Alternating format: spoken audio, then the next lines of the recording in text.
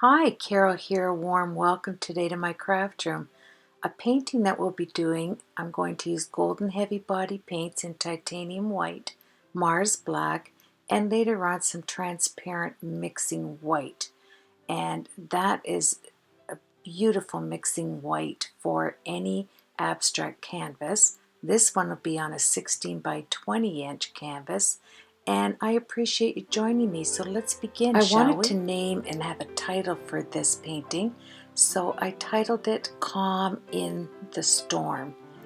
I can't wait to get started. I've been working on this all week for you, a little bit every day. The supplies: 1-inch flat brush, 1-inch angle brush, 5/8 soft filbert brush, a long palette knife. A huge thank you for the inspiration that I found on Jane's channel called Painting with Jane, and especially to you, my subscribers and friends that are joining me. We are going to want to do an underpainting of the white, titanium white, and the Mars black together. But what I realized is, because it's a heavy body paint, the golden paint, I love it. I want to stretch it out with the underpainting. I don't want to use all of this beautiful, thick, heavy body paint. So I'm adding some of a thinner white to the white and a thinner black. I think it's tulip black that I use here to thin it out, and I want to get a nice consistency.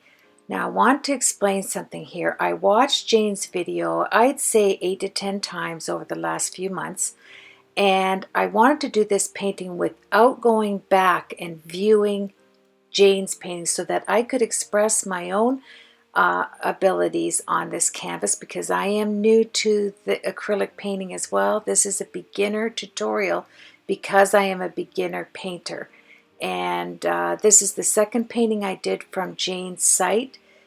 I did the one, I will link it up at the end, with the water splash with the girl with the umbrella. I did that one, and I was inspired by this because I wanted to learn how to look through glass and how to paint raindrops, and that's what we're going to do today. Together we're going to learn how to incorporate beautiful raindrops in the background, and to do a tutorial without going back to copy it. You want to just be inspired by it and then use your talent and your creativity on your own canvas. So we'll do that together. I'm going to do the sides as well with the underpainting because we are going to do a window frame, so it will be black, straight Mars black, but I'm holding it up to my lights that are on the other side there, just so I can make sure, because there's no gesso on this, that I have a really nice underpainting to paint over it. And I love the fact that it's abstract in the background, where you don't have to be meticulous in the fact of painting objects that look real, you know. So that's kind of nice. I put some mist on here just to spread the paint a little more and make sure it was kind of even. You're not going to see this once we begin, but I have to tell you, on the second video I did not turn the camera on. I apologize, but later on I'll take you through how I made the background, okay? Now we're going to take the transparent white. If you don't have that zinc white mixed with water, either or will work well, but you want to have that kind of foggy background over the mountains, and then we have the reflections in the water, and the bottom we have a little darker tone for the land. And I'll show you that as we come up. I couldn't believe my camera wasn't on, but these things happen, and I didn't want it to distract the fact that I put it up for you to view. So you're going to add some water. It takes very little translucent white paint or zinc white, whatever you have, and water to tone it down so you just get this hint of white in the background. And I had to run to my sister's because I didn't have any of this transparent white, but she did. So she shared it with me.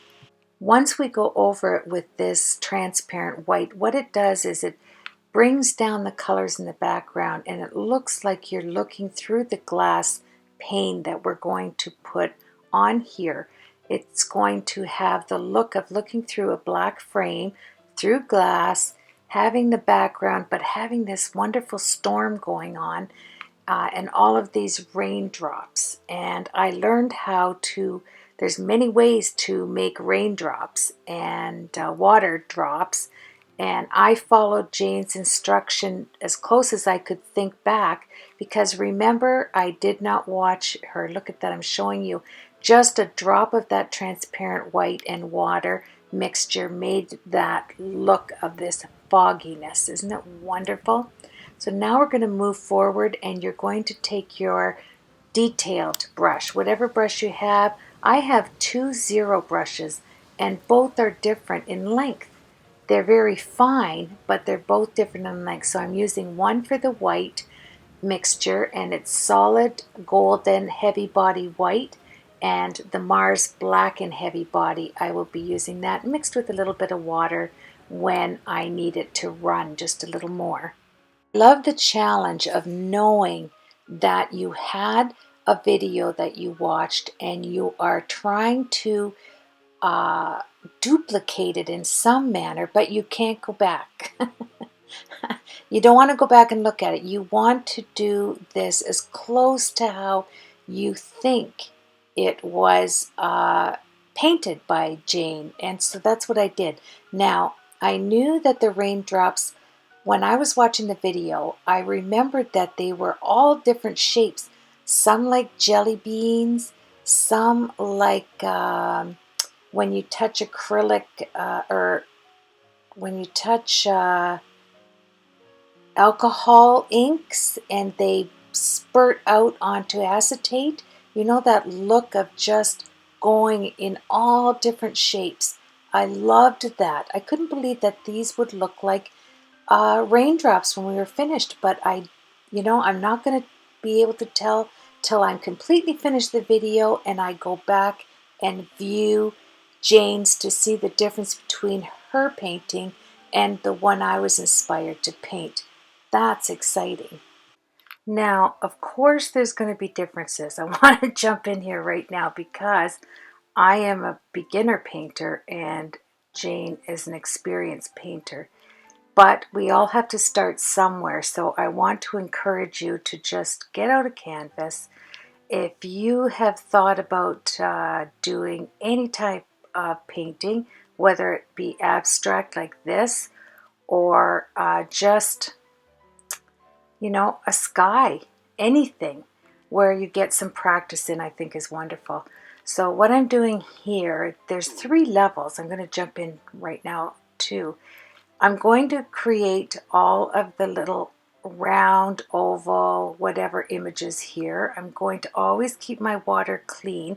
I have a small jar, canning jar, and a large one. So this way I can hold the small one if I need to, and I can always keep it with fresh water, especially using black, right?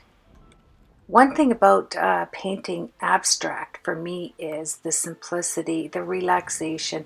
It has it all. And you can see just by the background that you want it to look like an abstract image because you're looking through glass, for one thing, and you want it to look distant. And this type of painting gives you both of those. And what I really think is funny, when I go back to look at Jane's when this tutorial was all complete, how many raindrops I put on my painting. Yes, it was a major storm going on here. Yeah, it doesn't matter how many raindrops, by the way, that you paint on there to the right, the left, upper, lower portions, because you can paint over it. You're going to be using the Mars Black, so it will just give you the texture you want when you're finished coloring in the raindrops, and just experiment. I was really excited to learn how to make water drops, right, in a painting with acrylic paints. It was wonderful. So here we go. This is the tutorial I missed. Okay. First, you want to swoop down a piece of the sky, starting, like I'd say, 1/3. Start at the right-hand corner and paint it with your flat brush, just that light gray. Now, about on the right-hand side in the upper portion, sweep down some mixture of white and the Mars Black on your flat brush and come down for the background mountains. So it's going to be the mid-tone. Then you're going to take the side of your flat brush to do the upper portion of the dark mountains that you see here. There's 3 kind of hills. You can put on a deep gray, add white to the top, so it kind of looks like snow. And then I turned it over and I'm going to do the reflection on the water, and all you're going to do is take some water in your brush, go up and down, up and down, up and down, then put your land in. Okay, now what I'm doing here, I'm taking the feather brush from Tim Holtz and I'm adding some dots. I'm just picking that big blob up, but I'm just flicking on the titanium white so it has some little dot areas to look like background rain, like in the distance. Jane flicked it with her 2 paintbrushes to get it on, but the feathering brush here by Tim Holtz is much easier, and it doesn't have doesn't travel. So you're not getting it all over. It basically stays where you put it. Actually called the splatter brush, I think.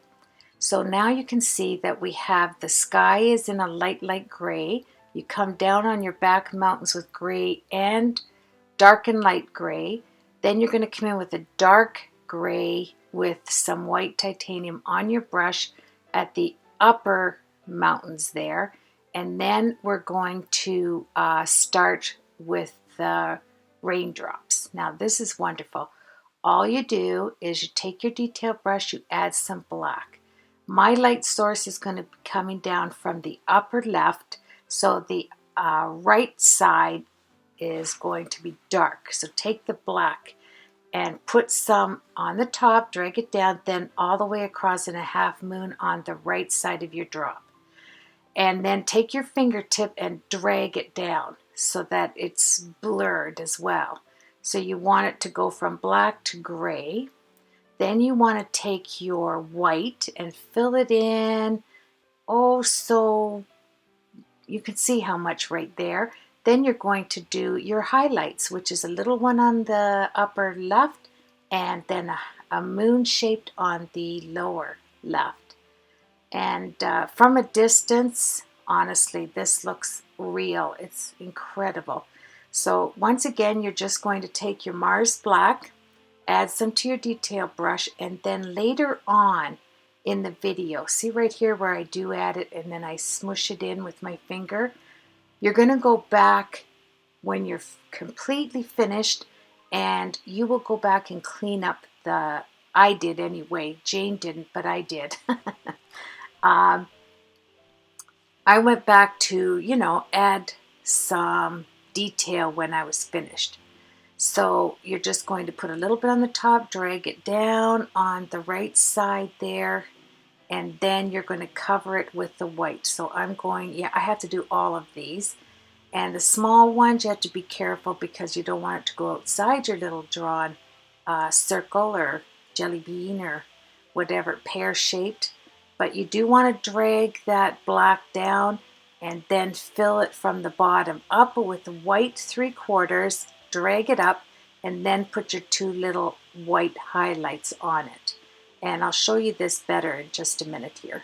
As I'm looking at this, I feel really bad that I didn't turn the camcorder on to get the image painted, but when I back away from the painting here, you will see how easy it is to paint in the sky, the background mountains swooping down underneath, then your dark tones on the flat brush for your major mountains, and then at the top, take the side of your flat brush to do that with some black and white on either side of your paintbrush.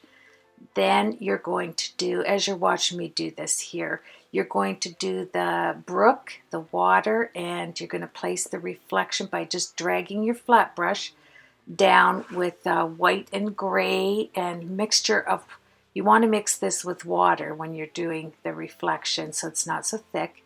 And then the land portion on the bottom is a deeper gray. And that is just about it, my friends.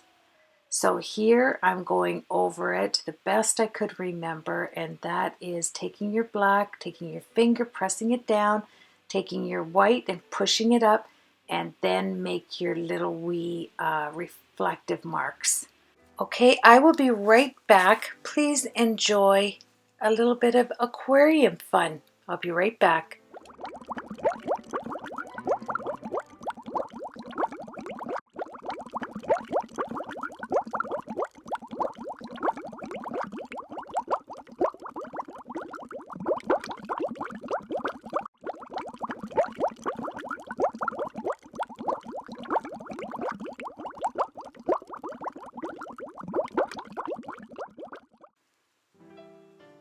Now, as I finish up all of the raindrops, and there's a lot, isn't there? I think you're going to really find it funny when you go over to Jane's tutorial to see how sparingly she put her raindrops. And it looks very nice that way because you can see the background through the rain, but it looks like mine is an actual blizzard storm. I have an amazing amount. But you know what I like about that? It gave me a ton of practice on making different shapes and visualizing what it's like to have raindrops in an acrylic painting. So here's the step that took me a while. Now, when you watch Jane's tutorial, she put her pinky down, just like I'm doing right there. But I had black paint all over there, and I thought, oh no, I can't do that now, run my pinky to make this straight line. So I'm going to have to do it carefully and slow. Because I like detail, it didn't bother me to take my time. I mean, I worked at it a few hours a day for, I guess, 3 days last week. I was really busy last week, and um, so I just did, worked at it in the evening. And so I took my time on the actual black wooden frame here of the window.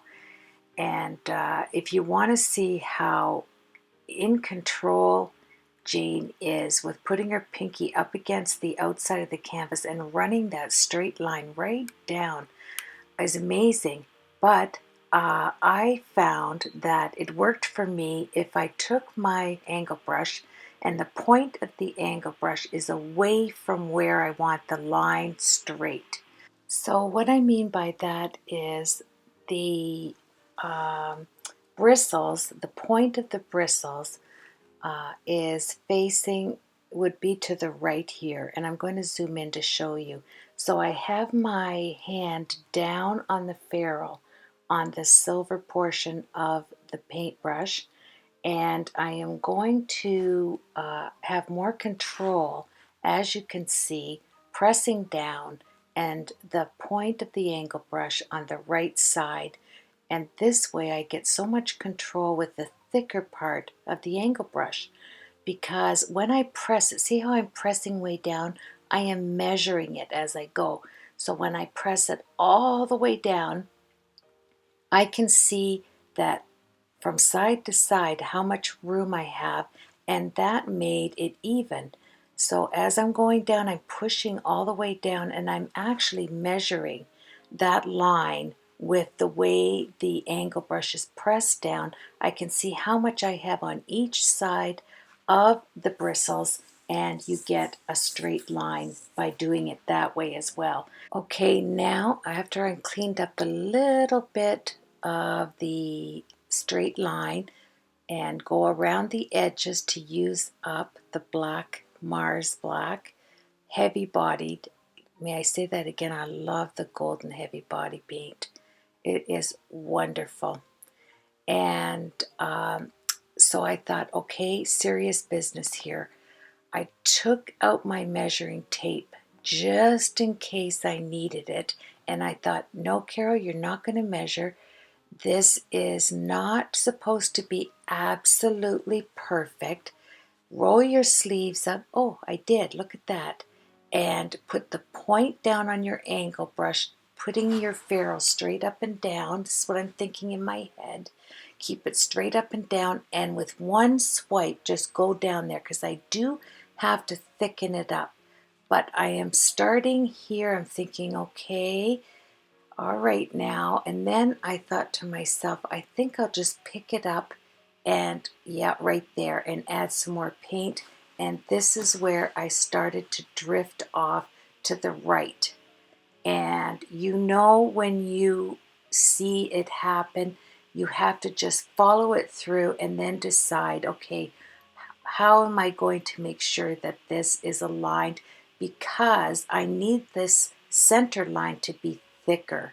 Now, on my second attempt, really fast here, well, I haven't sped up, but I started pushing down on the bristles and making it thicker and doing it in little sections, and that wasn't good because you can see where I am drifting on the right side, and I can tell that it is going to even get worse if I keep going up and down, up and down, up and down. I need to stay focused on the line. So I thought, you know what, I'm going to have to measure and see how far out I am and take out the good old medical tape. I love this tape. I use it in my projects for mixed media canvases and for my cards. Love it because it doesn't stick like painter's tape. Now, I know that there's no shame in having to use tape to get your lines straight at all. I was just trying to see if I could do it freehand, and when I realized it wasn't going to work, I thought, get out this wonderful medical tape, put it down, measure it. I mean, it's not going to be perfect because I already had that line down, but I'm going to tell you, it straightened it up wonderfully. Pick it up from the one end and just keep it away from the painting. Yes. And then I thought, now I've got to get another piece out to do the other side right here. But I think I take a break right here and I start, yeah, I thought, okay, should I put this down? I did. I'm looking at the edit as you're watching it, and I thought, okay, I'm going to let it rest there for a minute just to dry for a little bit. And then I come in with the black. And I didn't have the line really wasn't that off on this side, as you could see. I just needed a little bit going down, and I don't want to use a lot. You can see, yeah, I really pulled that away from the painting. And actually, I was really pleased with this. So I'm turning it right side up, and I am so excited that it's starting to look like a window. Isn't that crazy? Now, I finished this last night, and I'm telling you, if I had balloons, I would have blown them up. I was so excited. Oh, there they are.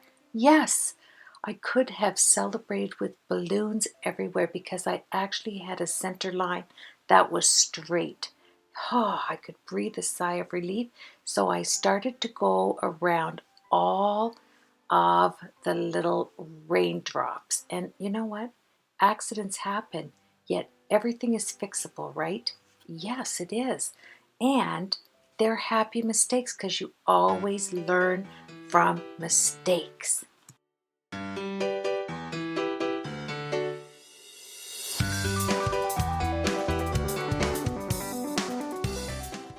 Well, I was thinking to celebrate, I'm either going to give this as a birthday gift to somebody, or I was thinking about I'm heading to 10,000 subscribers. Is that not exciting? And I want to celebrate with that. So I'm trying to think of 3 gifts to give away. So I'm going to think on that. But while I'm doing the thinking, I'm measuring up to see where the center vertical line is going to go. Now this is going to be thicker on the window because the latch has to rest on this, and generally on wooden window frames the vertical wood piece is thicker, and I learned that from Jane on her tutorial. I remember her saying that. So she said that her house was built when she grew up in the 40s, and she remembered that the center vertical line was always thicker, so that was good to know.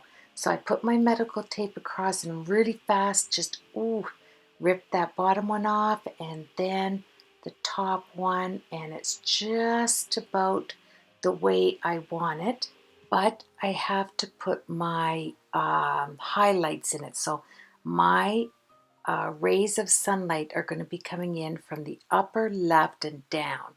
So when you put your hand out and you open your fingers up, you will just guide your hand down and you will see the places there where you need to put some highlights. So it's going to be right there. I put some paint on, then I rub it with my left hand. And you're going to see it's going to be on the upper ledge on this quarter, on the right upper quarter. And we'll kind of say in the different quadrants here. So on the left upper, you're going to have it rest on the top. Nothing's going to be on the bottom ledges and nothing to the left side or the outside edges. So I'm going across there and deciding, okay, when the rays come down, where is the light going to hit on the wood?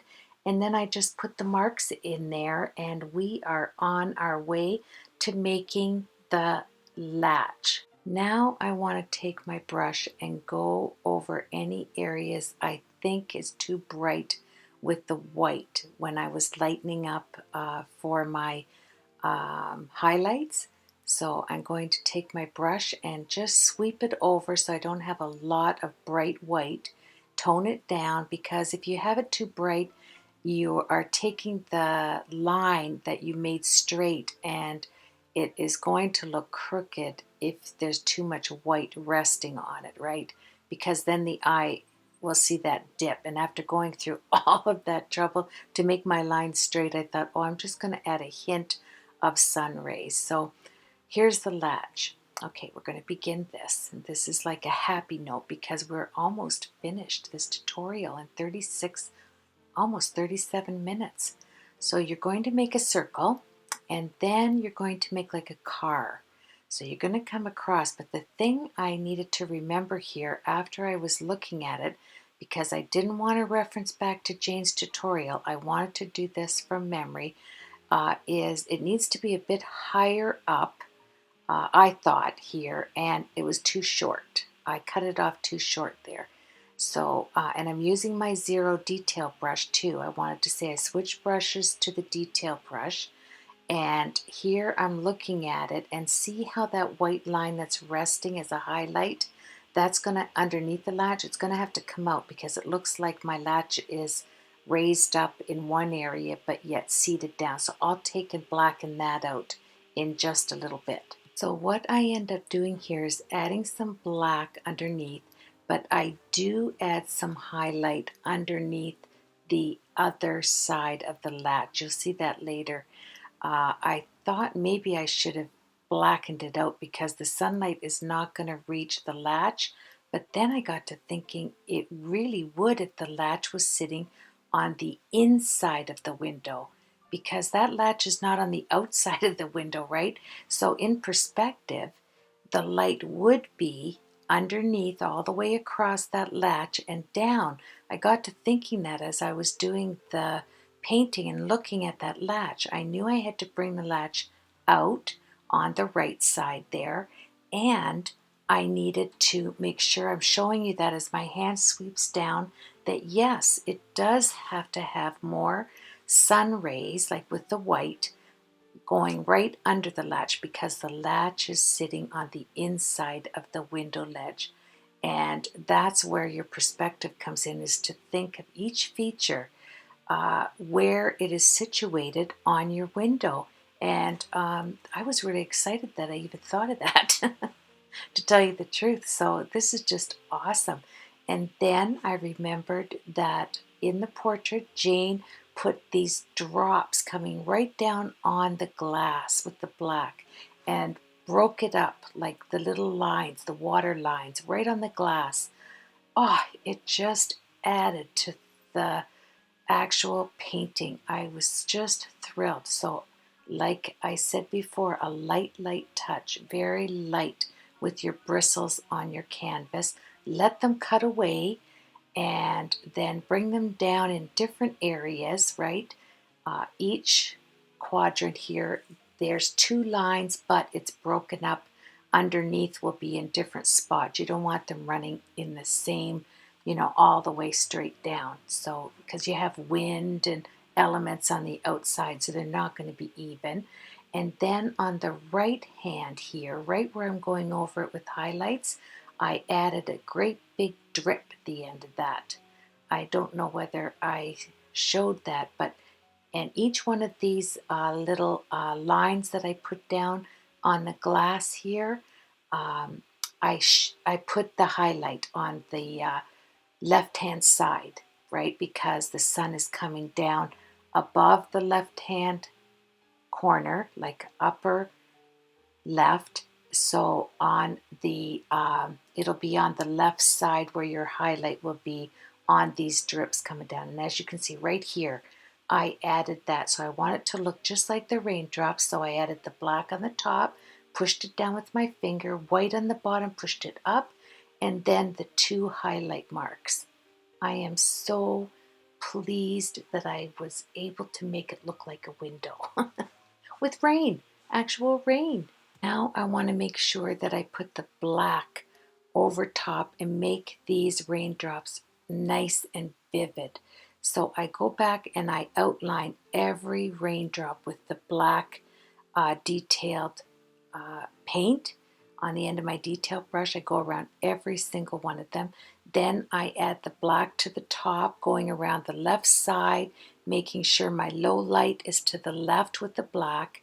Then I come in with the white on the bottom and push it up just a bit and add my two beautiful highlight marks. I love those little highlight marks. It just makes the drops stand out, doesn't it? And as I'm finishing up here, and I wanted to also tell you, I put a towel down on the island. I did not use my easel. I actually, you know, I had the two easels.